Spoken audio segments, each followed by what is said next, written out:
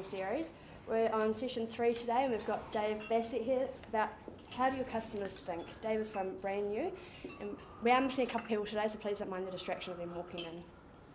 Yeah, thanks, Gabby.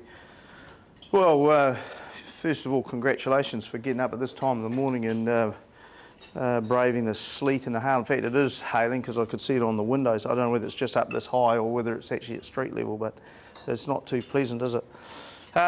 Now, we've got, I think, probably roughly an hour or so, and what I want to do with that hour is talk to you a wee bit about how customers and clients make decisions and what we as businesses can do to take advantage of what we now know about how humans think.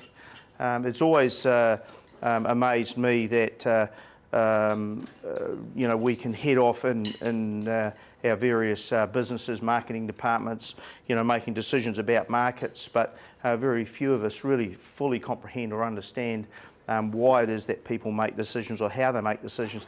In fact, a lot of market research work over the years that I've seen comes back saying one thing about what customers do, but we know darn well they end up doing something completely different. So that's always intrigued me, and I thought, well, what's behind this? Why is it that we seem to get it so wrong? So hopefully I'm going to explain a wee bit about that and what we now do know.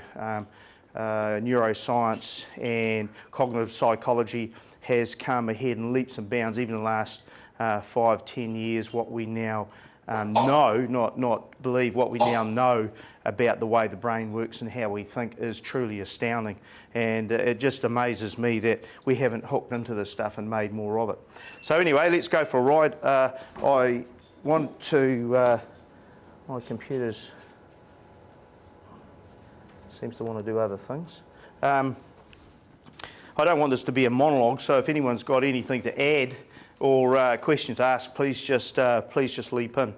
Okay, we were talking about this when I first came in. A number of us, things have changed, and the thing that I think is so fascinating is what we're actually looking at in terms of market conditions is not an apparition, and it is something completely new. It has not ever happened before, and I don't see a lot of businesses and organisations taking cognizance of just how serious and what the issues are. I mean, there's pluses and minuses. First of all, it's an environment that we're not used to, so we've got to understand a wee bit about how it's working and why it's working the way it is. And the second point is there's some great opportunities that have never ever been here before. So the first is pretty evident. We're in a recession, and I heard on the news last night that business confidence is up, things are on the change, that businesses apparently going to be paying more in wages. Well, I don't think so, I've got to say. I've got other evidence that suggests that at least for this next 12 months things are going to be as tough, if not tougher. In fact, almost in the same breath, the newsreader said there was a freezing works that had just laid off 160 people. So we're going to have a rough year. It's going to be all over the place, and we just better get used to it. And this is not a recession in the conventional sense of the word, because we are not going to go back to doing business the way we did before. It's a change in the way we work. The second issue is what I call the great disengagement. Our conventional ways of reaching, and I think right at the beginning of the session TVNZ talked a bit about that, how above the line media is making significant changes because of what's going on. And what's happening is the amount of publications and media vehicles are so vast that we just can't see and read them all. You know, if only we were back in the days when there was only 3 TV channels, because as an advertiser it worked like magic. You couldn't fail. There was techniques such as road blocking, which were just brilliant. You knew you had the entire New Zealand population watching TV. But sadly, we're not going back to that.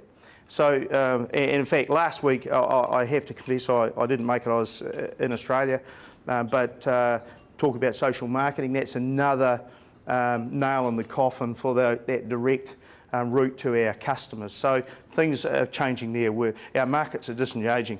And lastly, what I call the Great Flood. And this is another thing that's not going to change.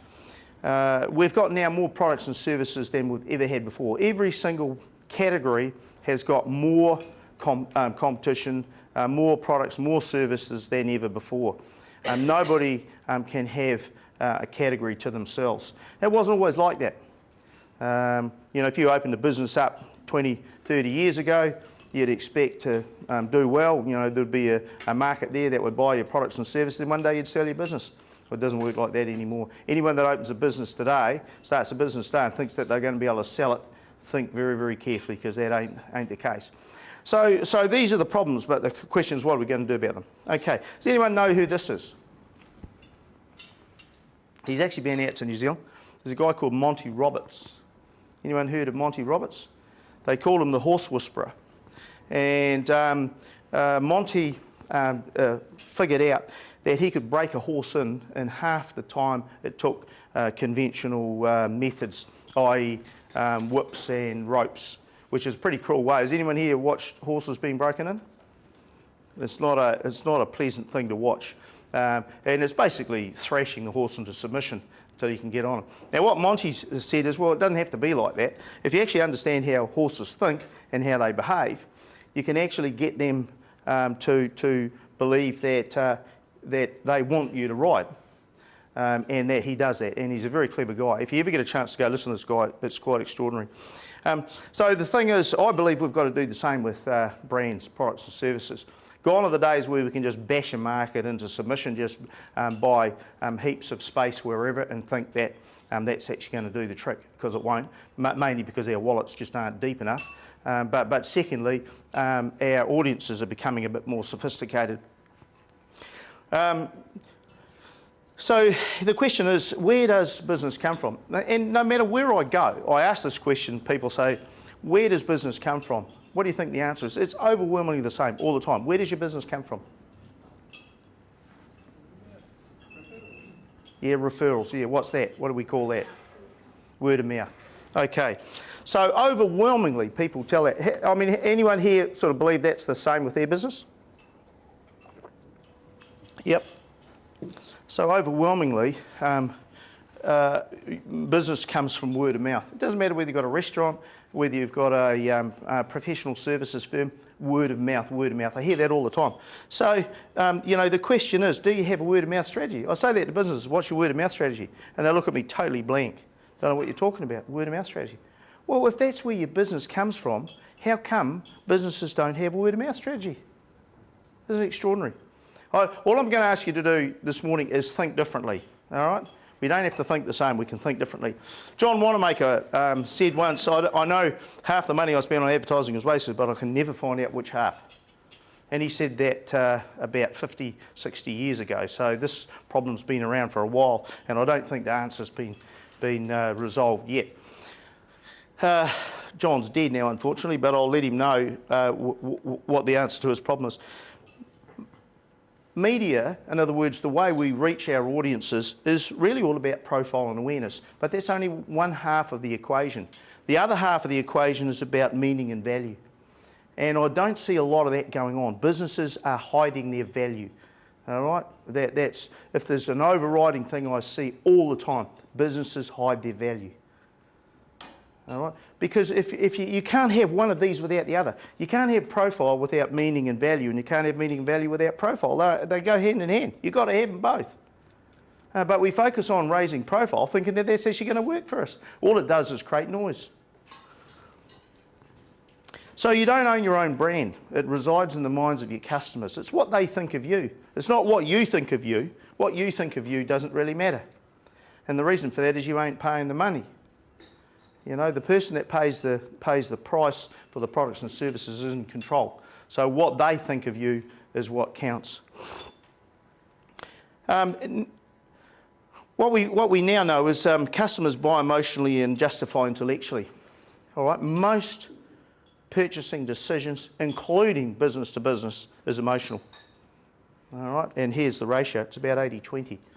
All right, I'm a fisherman, not a very good fisherman, and I lust after a sage fishing rod.